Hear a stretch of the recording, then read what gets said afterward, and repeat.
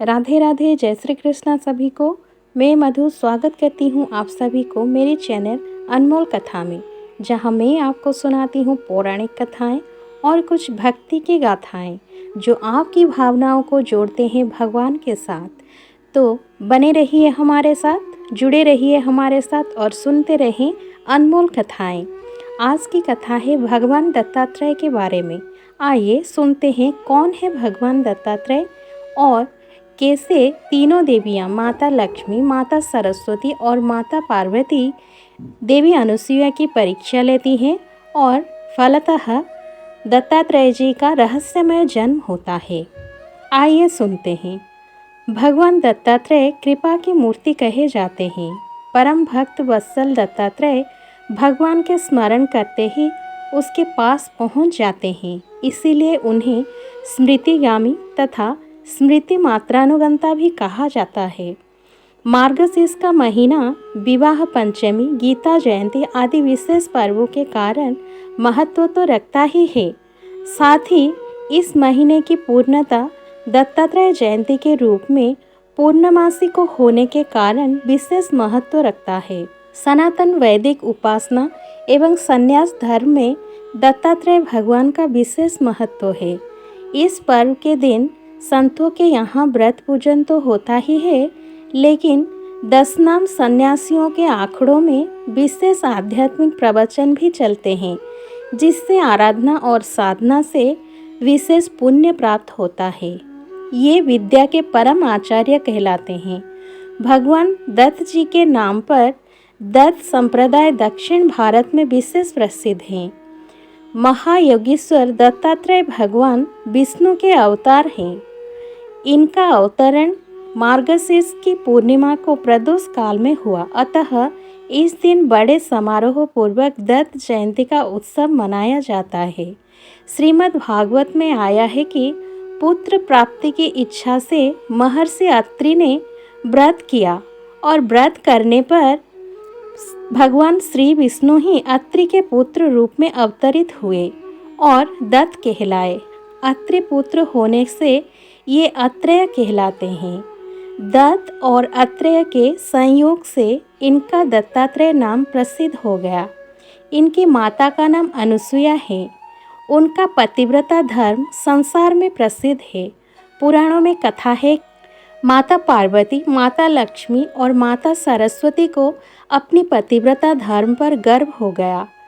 भगवान को अपने भक्त का अभिमान सहन नहीं होता।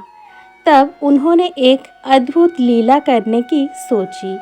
भक्त वत्सल भगवान ने महर्षि नारद के मन में प्रेरणा उत्पन्न की। नारद घूमते घूमते देवलोक पहुँचे और तीनों देवियों के पास बारी बारी जाकर कहा, अत्रि पत्नी अनुसुईया के समक्ष आपके पतिव्रता धर्म नगण्य है। तीनों देवियों ने अपने स्वामियों विष्णु, महेश और ब्रह्मा से देवर्षि नारद की ये बात बताई और उनसे अनुसुईया की पतिव्रता की परीक्षा करने को कहा।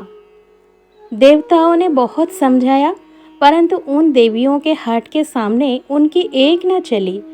अंततः साधु वेश बनकर वो तीनों देव अत्रि मुनि के आश्रम में पहुँचे। महर्षि अत्रि उस समय आश्रम में नहीं थे। अतिथियों को आया देखकर देवी अनुसुईया ने उन्हें प्रणाम करा और अर्घ्य और कंदमूल आदि अर्पित किए, किंतु वे बोले, हम लोग तब तक आतिथ्य स्वीकार नहीं करेंगे जब तक आप हमें अपने गोद में बिठाकर भोजन नहीं कराती।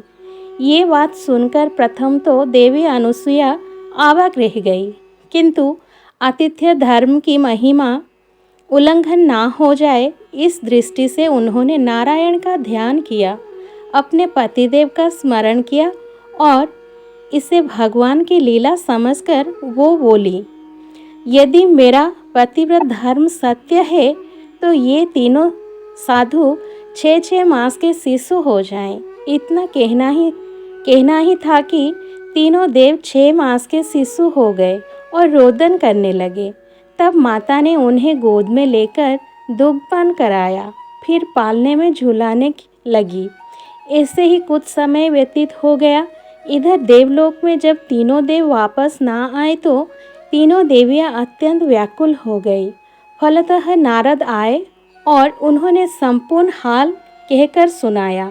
तीनों देवियां अनुसुईया के पास आईं और उन्होंने उनसे क्षमा मांगी। देवी अनुसुईया ने अपने पतिव्रता से तीनों देवों को पूर्व रूप में कर दिया। इस प्रकार प्रसन्न होकर तीनों देवों ने अनुसुईया से वर मांगने को कहा तो देवी बोली, आप तीनों देव मुझे पुत्र रूप में प्राप्त हो। तथास्तु कहकर तीनों देव और देवियां अपने अपने लोक को चले गए। कालांतर में यही तीनों देव अनुसुईया के गर्भ से प्रकट हुए। ब्रह्मा के अंश से चंद्रमा, शंकर के अंश से दुर्वासा तथा विष्णु के अंश से दत्तात्रेय श्री विष्णु भगवान के ही अवतार हैं और उन्हीं के आविर्भाव की तिथि दत्तात्रेय जयंती कहलाती है। धन्यवाद। आशा करती हूँ ये कथा आप सभी को पसंद आई होगी। राधे राधे। जय श्री कृष्णा।